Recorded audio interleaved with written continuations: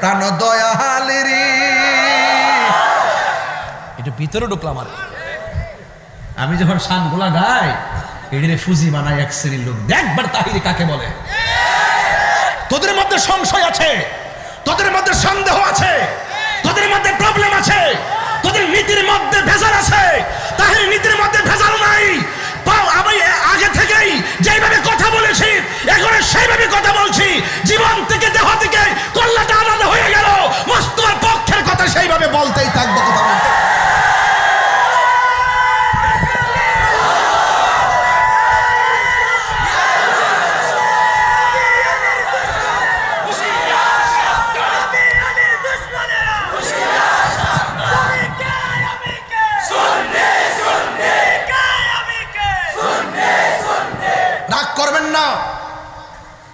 গোসা করবেন না, যা বলছি তাই বাস্তব। টুকা দিয়া দেখবেন তাই বাস্তব। আমরা আহলে সুন্নাত ওয়াল জামাত নবীর শান শুনলে পাগল হয়ে যাই। ঠিক নি? আরো বলেন ঠিক কিনা বলেন। এই জন্য আমার যুবক ভাইয়েরা শান একটু টান দিতে চাইছিলাম না, মানুষ সব লাভ মারছে।